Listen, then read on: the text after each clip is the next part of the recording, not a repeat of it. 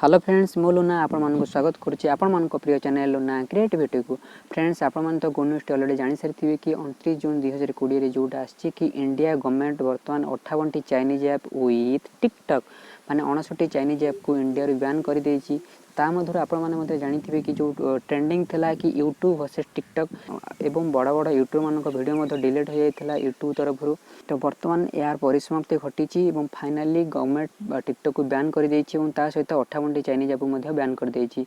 तो आपण मन में बर्तमान प्रश्न आसुथिबो कि बर्तमान कौन प्ले स्टोर आम डाउनलोड करें। तो तार आंसर हो ना आपण मैंने आउ प्ले स्टोर डाउनलोड करें ना।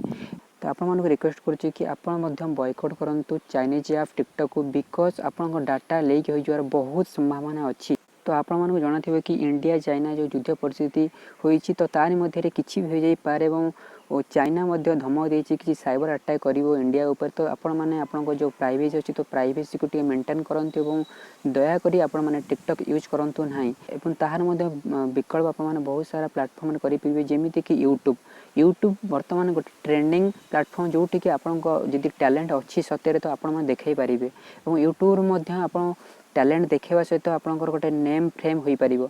तो तापी आपन को किसी करा पड़े केवल यूट्यूब गोटे अकाउंट खोली आप वीडियो अपलोड करेंगे। बर्तमान गोटे बड़ प्रश्न ठिया है कि जदि इंडिया गवर्नमेंट बैन करदेला 59 ऐप तो चाइना कौन दुर्बल हो फाइनान्शियली। देखो चाइना से ही फाइनान्शियल दुर्बल हो जितेबाला आपण फोन रू जो 59 ऐप अच्छी डिलीट करेंगे।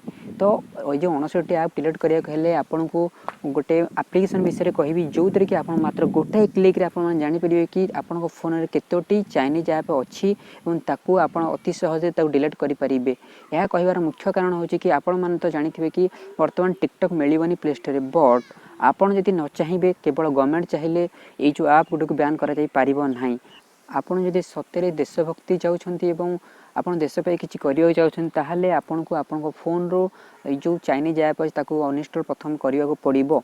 तो आप भावुवे कि तो आम केमी जानू कौ ऐप टी चाइनीज ऐप कौ ऐप टी रियल बा इंडियन ऐप। तो आपको कही रखुच्छी कि मुझे डिस्क्रिप्शन में गोटे लिंक देदेवी जो थी कि जो एप्लिकेशन आपको डाउनलोड करा पड़ो। तो एप्लिकेशन डाउनलोड कलापर आप इंस्टॉल कर गोटे क्लिक रे आप जानीपर कि आपन फोन में कौ चाइनीज ऐप आप फोन में इंस्टॉल ही अच्छी। तो तापर आपन किसी करने पड़ोनी आपन को only delete option T Maria पड़ो। आप फोन रू जेकोसी चाइनीज ऐप थो तो डिलीट हो।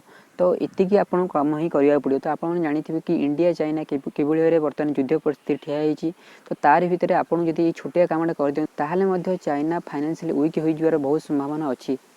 तो आपण मैंने कही रखुच्छी कि आपण मैंने डिस्क्रिप्शन जातु और मुझे जो लिंक देती तो क्लिक करूँ। क्लिक कलापर एटी आप प्ले स्टोर खोलबनी ये कि प्रथमतः ये जो एप्लिकेशन टी प्ले स्टोर थिला बट कौन प्ले स्टोर से रिमूव करागला एपर्यंत तार किसी तथ्य आसीनी। आपको कही रखुच्छी कि प्ले स्टोर डाउनलोड हेनी बट ए ट्रस्टेड ऐप और आप चिंता नक डाउनलोड करूँ और डाउनलोड कलापर आप देखिपारे कि आपन फोन में क्यों क्यों चाइनीज ऐप अच्छी।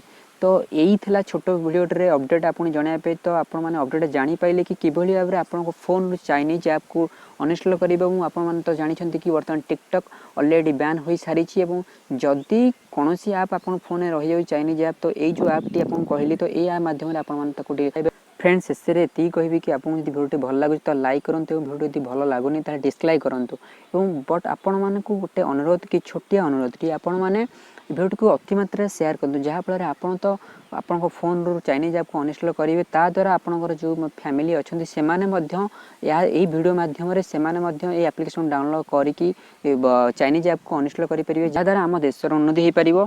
तो ये कही मो वीडियो को एंड करुच्ची। जय हिंद जय जगन्नाथ।